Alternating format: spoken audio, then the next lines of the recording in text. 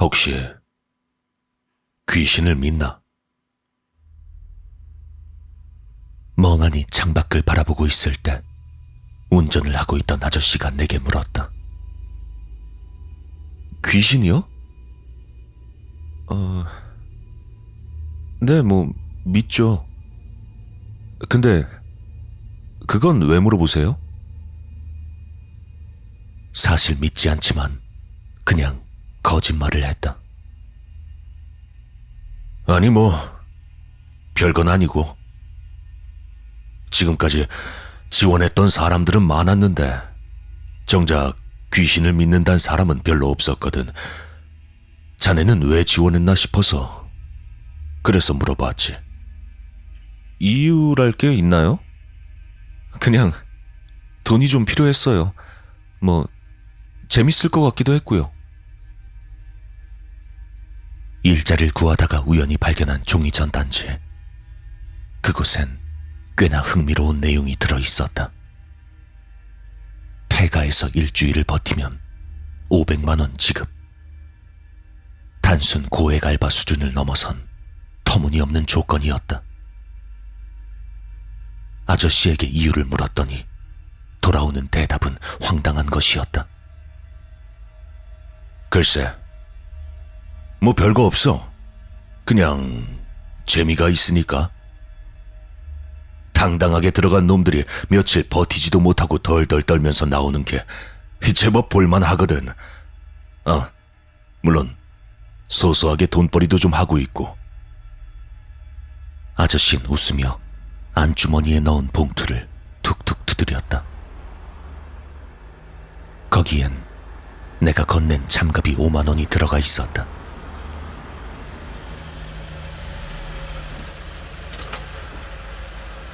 차는 좁디 좁은 산길을 달려 낡은 폐가 앞에 멈춰섰다. 제법 크기가 큰 2층 건물이라 잘 관리만 되어 있었다면 훌륭한 별장이었겠지만 지금은 그냥 을씨년스러울 뿐이었다. 묘하게 공기가 차가워지는 느낌이 들었다.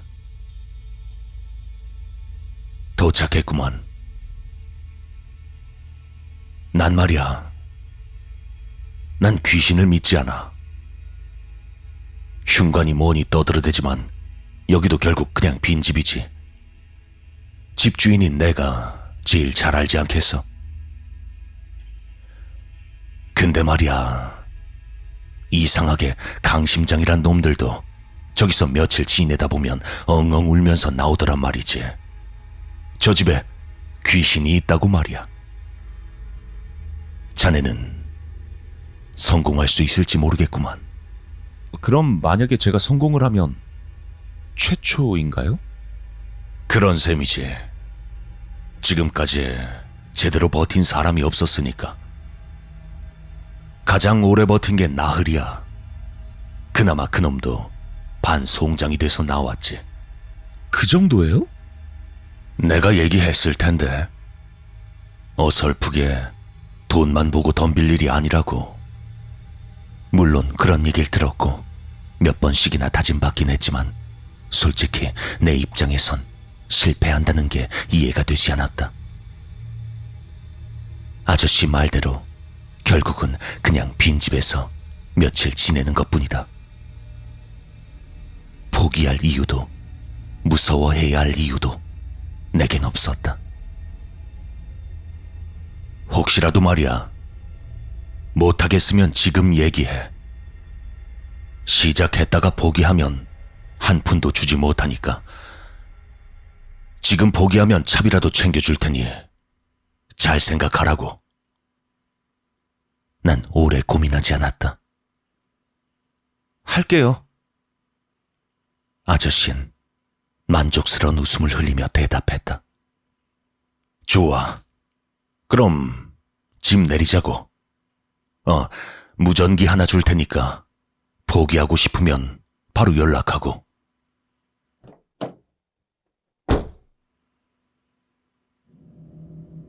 난 멀어져가는 차를 뒤로 한 채 집 안으로 들어섰다. 집안 꼴은 밖에서 보던 것과 크게 다르지 않았다. 장판은 다 뜯겨 있고 전기도 수도도 들어오지 않았다. 가구는 마치 누군가 다 때려 부순 것 마냥 멀쩡한 게 없었고 창문도 어디 하나 성한 곳이 없었다. 공사라든가 보수를 하려 해도 사람들이 귀신 들린 집이라며 피하는 바람에 이 꼴이라고 했다. 난 먹을 것들이 잔뜩 들어있는 가방과 캠핑 장비들을 현관 앞에 놓고 우선 집안을 둘러보기로 했다. 1층은 큰 거실과 주방, 부엌방 하나가 있었고 2층은 커다란 방 하나와 작은 방 하나가 있었다. 보자. 어디다 텐트를 치지? 이왕이면 넓은 데 있지 뭐. 그렇게 생각하고 짐을 챙겨와 큰 방에 텐트를 쳤다. 조금 오싹한 느낌은 있었지만 역시 지내기에 무리가 있는 수준은 아니었다. 버너에 불을 켜고 라면을 끓이며 생각을 정리했다. 여기서 일주일 버티는 건 크게 문제가 없긴 한데 이거 영 의심스럽네. 혹시 이거 인신매매나 그런 거 아니겠지? 귀신이라고 겁준 다음에 아무것도 못할 때 쓱싹 해버리는 거 아니야? 오히려 현실적인 걱정이 다가왔다. 난 몰래 챙겨온 캠핑 나이프를 손으로 더듬어보고 고개를 끄덕였다. 뭐가 됐든 오기만 해봐. 그냥 쑤셔버릴 테니까. 그렇게 생각하니 조금은 안심이 되었다.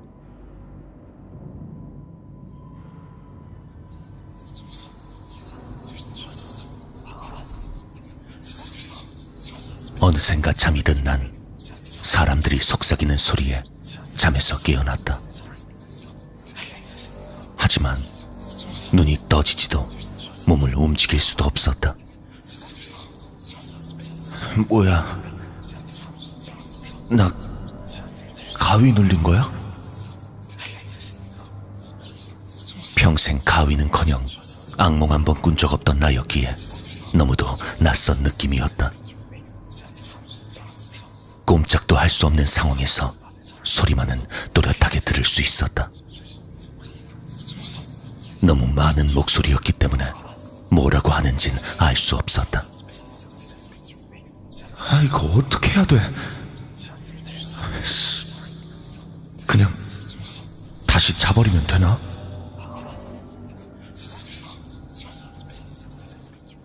그렇게 잠시간 애를 쓰고 있자니 거짓말처럼 모든 목소리가 사라졌다. 그리고 섬뜩할 정도의 침묵 사이로 현실의 소리가 들려왔다. 나무 판자가 삐걱거리는 소리. 누군가 나무 계단을 올라오고 있었다. 내가 이럴 줄 알았지. 귀신은 개 같은 새끼. 난 급히 몸을 움직여 나이프를 뽑아들려 했지만 여전히 몸을 움직일 수 없었다. 씨발, 움직여라 좀. 하다못해 눈이라도 떠보려 했지만 소용없긴 마찬가지였다. 그 와중에 발걸음은 점점 가까워져 어느새 2층 복도로 들어섰다. 그리고 얼마 되지 않아 내가 텐트를 치고 누워있는 방 안으로 들어왔다. 천천히 움직이는 발자국 소리가 또렷하게 들려왔다. 당장이라도 그 사람이 내게 달려들 것 같은 느낌에 뒷덜미가 저릿할 지경이었다. 밖에 있는 놈은 그걸 아는지 모르는지 한껏 여유를 부리며 점점 내게 다가오고 있었다. 잠시 후 지퍼 소리가 나며 닫아놓은 텐트 입구가 열리기 시작했다. 전혀 서두를 필요 없다는 듯 느리게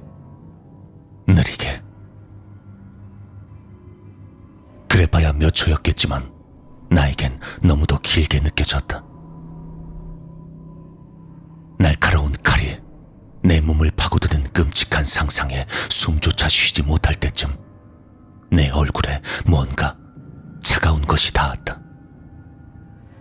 분명 손 같았지만 너무도 거칠고 차가운 감촉이었다. 난 속으로 비명을 지르며 그 손을 뿌리치려 했다. 물론 소용없는 짓이었다. 그 손은 촉감으로 내 생김새를 가늠해보는 듯 몇 번이나 얼굴을 훑어내다가 이윽고 감겨진 내 눈 근처에 닿았다. 날카로운 손가락이 내 눈꺼풀을 뒤집고 눈 안으로 파고든다 생각한 순간 난 들리지 않는 비명을 지르며 정신을 잃었다.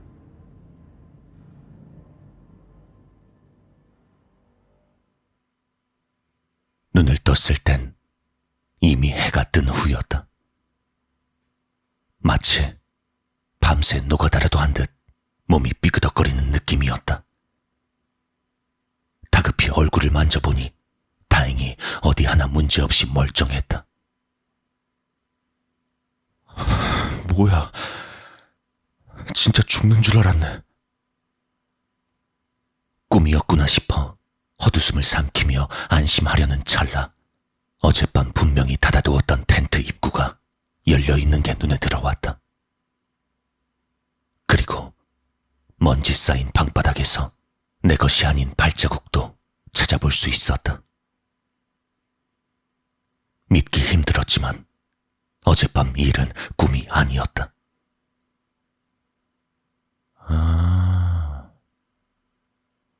결국 그거네. 그 아저씨가 그냥 사람 가지고 노는 거네. 얼마간 생각한 끝에 내가 내린 결론이었다. 밤에 그 아저씨가 찾아와 장난질을 친 것이다. 날 포기시키기 위해서 겁을 주려는 것이 틀림없었다. 처음엔 겁이 나서 도망칠까도 생각했지만 다행히 금세 냉정함을 되찾았다. 애초에 귀신 같은 게 있을 리가 없었다. 그래, 이쯤 되면 나도 그냥은 못 나가지. 뻔히 아는데 무서울 거 있나? 난 조금은 홀가분해진 마음으로 몸을 일으켰다.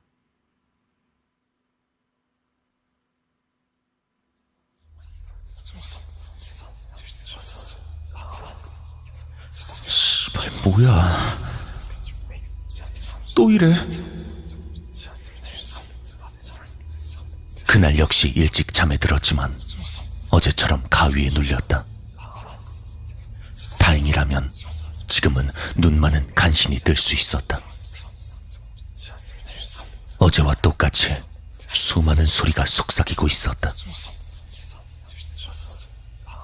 그리고 잠시 후 그 소리들은 무언가에 겁을 먹은 것처럼 갑자기 뚝 하고 끊겨버렸다. 소름 끼치는 고요함 속에서 텐트 천장만 바라보고 있는데 계단에서 다시 발소리가 들려왔다. 그 발소리가 2층 복도를 지나 방 안으로 들어온 그때 텐트에 옅은 달빛에 비친 그림자가 드리워졌다. 그 그림자는 느릿하고 흐느적거리는 움직임으로 점점 텐트 쪽으로 다가오고 있었다. 얇은 몸과 길다란 팔, 한껏 늘어뜨린 머리카락. 그건 주인 아저씨의 실루엣이 아니었다. 아니, 사람의 실루엣이라고 할 수 없을 정도로 기괴한 모습이었다. 난 차라리 눈을 감아버리고 싶었지만 이번엔 눈이 감기지 않았다. 그 형체는 어제 그랬던 것처럼 아주 천천히 텐트로 다가와 지퍼를 잡고 열기 시작했다. 여전히 서두를 것 없다는 듯 느긋하게 열리는 문.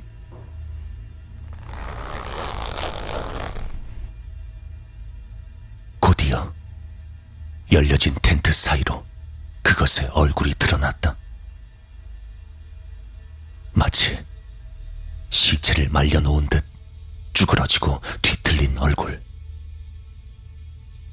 듬성듬성 빠진 긴 머리는 마구 엉킨 채 머리에 달라붙어 흔들거리고 있었다. 그리고 손. 갈퀴를 연상시키는 가늘고 긴 손가락들이 뻗어와 내 얼굴을 훑어내기 시작했다. 그리고 떠져 있는 내 눈으로 그 손가락 중 하나가 점점 다가오고 있었다.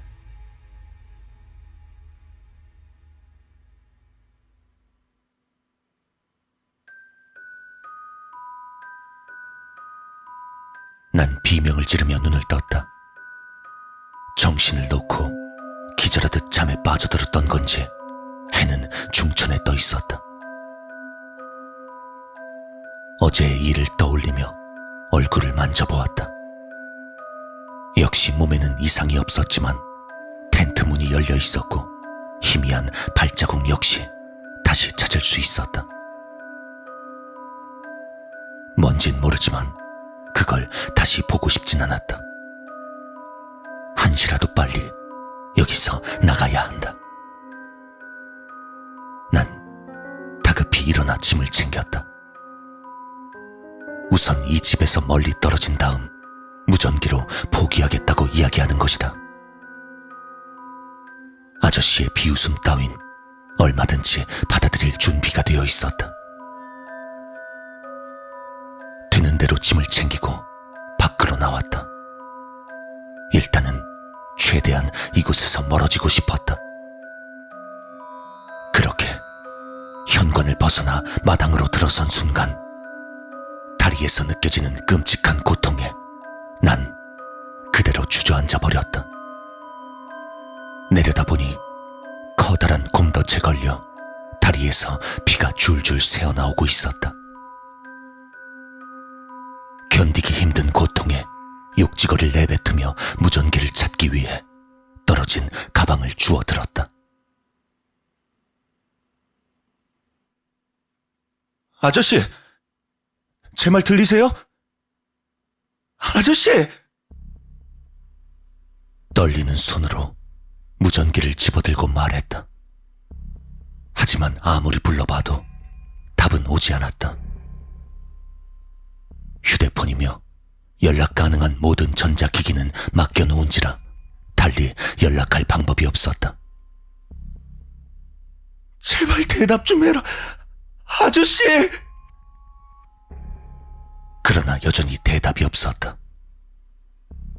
근처에 떨어진 돌로 덫을 부숴보려 했지만 여간 튼튼한 게 아니라 소용이 없었다. 그렇게 소리를 지르고 덫을 두드리고 무전기에 고함을 치며 몇 시간이 흘렀을 때쯤 무전기에서 답변이 왔다.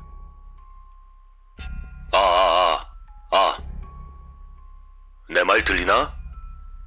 내가 너무 늦게 받았지? 그래, 슬슬 연락이 올 거라고 생각했지. 포기하려고? 왜 이렇게 무전을 안 받아요?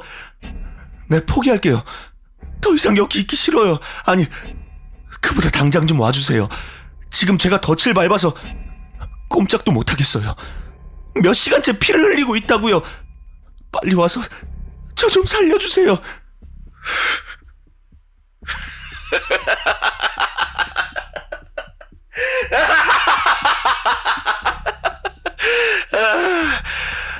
혹시라도 안 걸리면 어쩌나 걱정했는데 다행히 잘 걸린 모양이구만. 잘 됐어. 무전기 너머로 호쾌한 웃음소리가 들려왔다. 이해할 수 없는 말에 내가 멍하니 있자 아저씨가 말을 이었다. 거짓말이야. 어찌나 사람이 죽어나가는지 아주 골칫거리였거든. 싼 맛에 사긴 했는데 자꾸 이상한 게 튀어나온다고 하니 영 애물단지가 되어버렸어. 그래서 용한 무당을 불러다 물어봤더니 온갖 잡귀들이 드글드글 하는 데다 끔찍한 악귀까지 들러붙어 있다지 뭐야. 방법이 없겠냐고 하니까 한다는 말이 재물을 바쳐서 악귀를 달래야 한다더구만. 악귀가 떠날 때까지 말이야. 뭐 그 다음부턴 대충 어찌 돌아가는지 알겠지. 큰 돈을 주겠다고 꼬드겨서 자네 같은 머저리들을 불러 모으면 되는 거지. 그리고 무슨 짓거리를 해도 널 구하러 올 사람은 없으니까 죽기 전까지 기도나 해도. 어차피 해 떨어지면 그 끔찍한 놈이 달려들 테니까. 이미 봤으려나? 한 며칠 장난치는 것처럼 네 몸 쓰다듬으면서 간 보다가 어느 순간 확 하고 눈가를 후벼 팔 테니까 각오 단단히 해. 난 덫에 물린 다리에서 나는 통증에 어지러움을 느끼며 이를 악물고 무전기를 들었다. 야, 이 개새끼야. 네가 사람이야. 너 당장... 하지만 어지러움증 때문에 오래 이야기할 수 없었다. 무전기 너머로 다시 한번 아저씨의 웃음소리가 들렸다.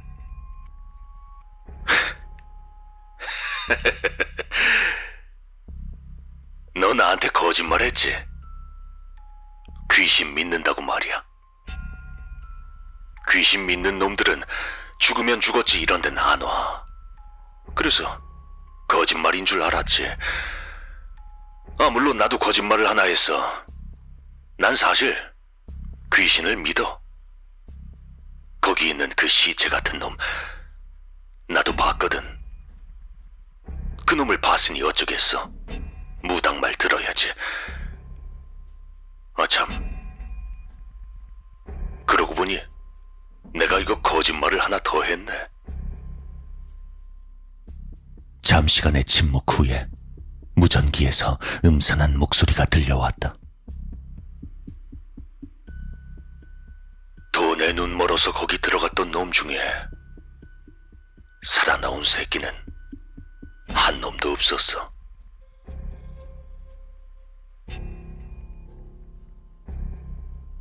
희미해져가는 의식 너머로 해가 완전히 넘어가 어둠이 깔리기 시작했다.